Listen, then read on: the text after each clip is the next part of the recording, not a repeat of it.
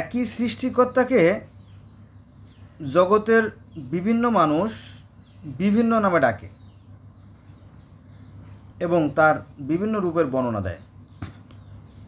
আমি প্রথমে ইসলাম ধর্মের কথা বলি যে আপনারা যদি পবিত্র কোরআন শরীফের সূরা নূরের 25 নম্বর আয়াত দেখেন তাহলে সেখানে যাবে যে আল্লাহ হচ্ছে আকাশ এবং পৃথিবীর জ্যোতি।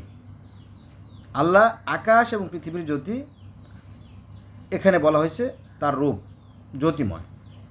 আবার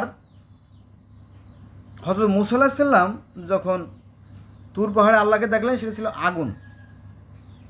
তিনি তার স্ত্রীকে বললেন যে ওই যে দূরে আগুন দেখা যায়, আমি একটু আগুন নিয়ে আসি। তার মানে আল্লাহ হচ্ছে এই আগুন বা এই সূর্য বা এই নূর বা নার বা জ্যোতি, যাই বলেন, তাই না?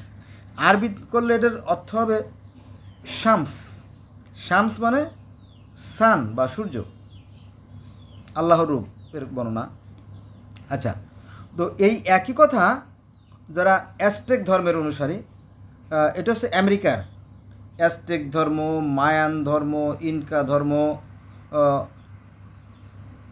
যে মানুষগুলো তারা বলে ইন্তি। ইন্তি মানে সূর্য। এটা আমরা জানি না, এগুলো আমরা জানি না, এটা আমাদের জানার বাইরে রয়ে গেছে। জানলে আমাদের মধ্যে এই ধর্ম নিয়ে হিংসা বিদ্বেষ ঘৃণা থাকতো না। তার মানে আমরা জানলাম যে অ্যাজটেক ধর্ম, মায়ান ধর্ম, ইনকা ধর্ম, এই ধরনের বহু ধর্ম আছে আমেরিকাতে, সনাতন বা পুরাতন ধর্ম, তারাও সেই সূর্যকে বলে ইন্তি, একই কথা। আর আমরা মুসলমান যারা আছি পৃথিবীতে, তো তাই না, দ্বিতীয় বৃহত্তম।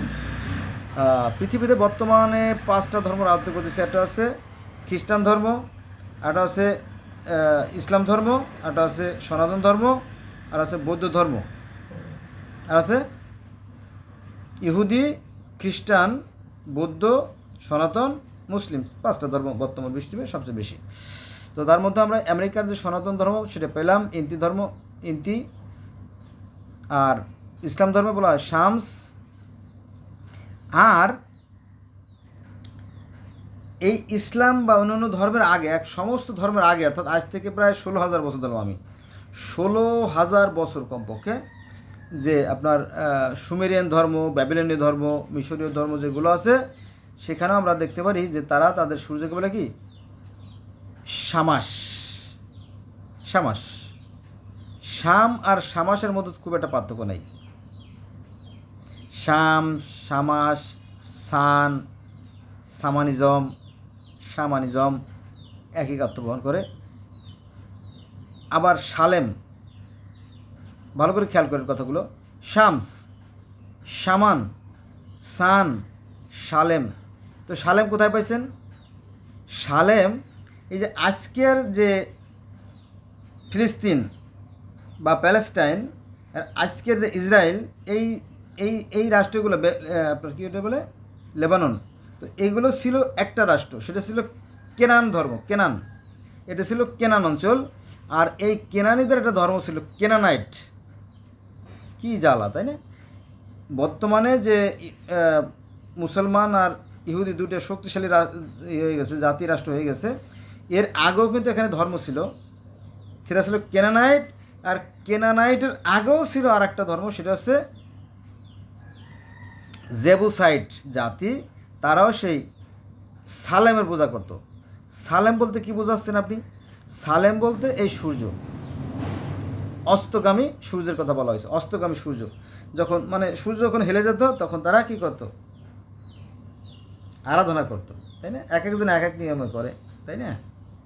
এটা তাহলে আমরা দেখলাম ইন্তি মানেও সেই ঈশ্বরের একটা রূপ, শামস মানেও সূর্য, এটাও সৃষ্টিকর্তার রূপ, শামান মানেও সৃষ্টিকর্তার রূপ, সান মানে সূর্য, সেটাও একটা রূপ। আর সামানিজম, সামানিজম কোথায় পাইলেন? সামানিজম একটা ধর্ম আছে, এটা হচ্ছে আপনার রাশিয়া।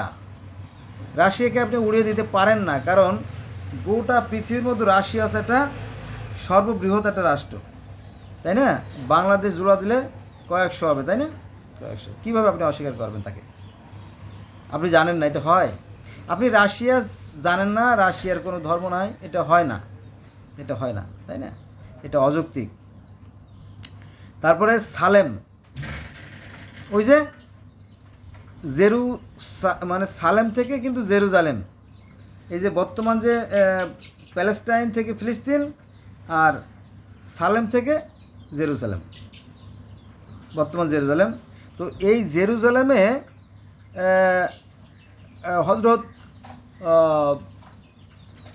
সোলাইমান আলাইহিস সালাম, যাকে বলা হয় সলোমন, তিনি এই যে মসজিদ তৈরি করছেন, এই যে মসজিদ, এই মসজিদ নিয়ে এখন 3 গ্রুপের মারামারি। ইহুদিরা বলে এটা আমাদের একার, খ্রিস্টান বলে আমাদের একার, আর মুসলমানরা বলে আমাদের একার। এখানেই সংঘাত সৃষ্টি হয়। অথচ যদি এরা মিলেমিশে 3 গ্রুপের লোক যদি একসাথে নামাজ পড়তো, বোঝেন না কথা আমি বলি। এই যে ইহুদি ধর্মের বয়স কত? 3500 বছর বা 3200 বছর। তারপরে খ্রিস্টান ধর্মের বয়স কত? 2500 বছর। আর ইসলাম ধর্মের বয়স 1400 বছর। যাক, তো এই সবারই কিন্তু এই জেরুজালেম। এরা 3টে গ্রুপ যদি একসাথে মিলে নামাজ পড়ে তাহলে কিন্তু কোনো সমস্যা হয় না। আর এর আগে, অর্থাৎ আরও 6000 বছর আগে কি ছিল? তখনও কিন্তু ধার্মিক ছিল। তারা হচ্ছে এই যে জেবুসাইড গোত্র বা জেবুসাইড জাতি বা জেবুসাইড ধর্ম, আর তারাও কিন্তু সেই একই সালেমের পূজা করত বা সূর্যের পূজা করতো। তাহলে এক হয়ে গেল, তাই না? তাহলে করা হলো 4টে, শুধু এক জায়গায় 4টে হলো। এই যে অজ্ঞতার কারণে, না জানার কারণে এই সমস্যাগুলো সৃষ্টি হয়েছে, আর কিছু না। আচ্ছা, এবার আসেন সনাতন ধর্মে আসেন। সনাতন ধর্মের যে গোবর্ধন পাহাড়, গোবর্ধন একটা পাহাড় আছে, যেখানে একটা যুদ্ধ হয়েছিল ইরার সাথে, ওই স্বর্গের দেবতা ইন্দ্রের সাথে কৃষ্ণের। এখানেও পাহাড়ের কথা চলে আসছে। সেই সূর্য, সহস্র সূর্যের ন্যায় যে জ্যোতি, সেটার বর্ণনা আছে। তারপরে আসেন আফ্রিকার কিছু ধর্মে, আফ্রিকা নাম না জানা কিছু ধর্ম, সেখানেও রিক্লোডিয়াল পাহাড়, বেন পাহাড়, গোবর্ধন পাহাড়, তুর পাহাড়, সিনাই পাহাড়, তোয়া পাহাড়, কত নাম, তাই না? এখানে যে সৃষ্টিকর্তাকে হযরত মূসা আলাইহিস সালাম দেখছিলেন, তিনিও ছিলেন আগুনের ন্যায় কিংবা জ্যোতিময়, একই কথা। আমরা জানি যে মিশরের যে পিরামিড, এই পিরামিডের উপর দিয়ে সূর্যকে যখন দেখা যেত, তো এই সূর্যকে, অর্থাৎ এই রাকে তারা ঈশ্বর তুল্য মনে করত। এক একজনে এক এক ভঙ্গিতে, এক এক ভাষায়, এক এক নিয়মে, এক এক নামে ডাকে আর কি।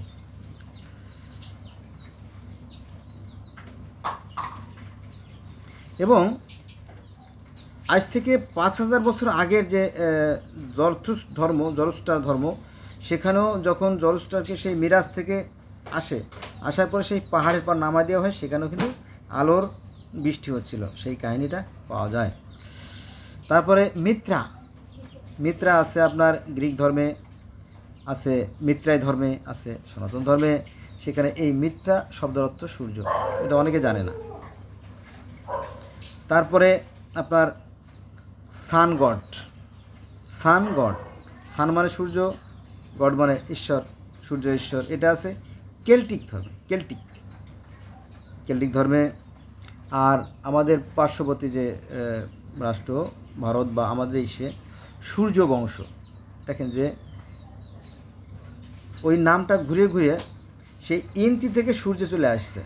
যেমন 1 নম্বরে ইন্তি, 2 নম্বরে শামস, 3 নম্বরে সামান, 4 নম্বরে সান, 5 নম্বরে সামানিজম, 6 নম্বরে সালেম, 7 নম্বরে জেরুজালেম, তারপরে গোবর্ধন 8, রিক্লোডিয়াল 9, তুর 10, সিনাই 11, তোয়া 12, পিরামিড 14, তারপরে পার্সি ধর্মের পাহাড় 15, মিত্রা 16, সানগড অর্থাৎ কেল্টিক 17 এবং সূর্যবংশ 18টা আমরা পেয়ে গেলাম।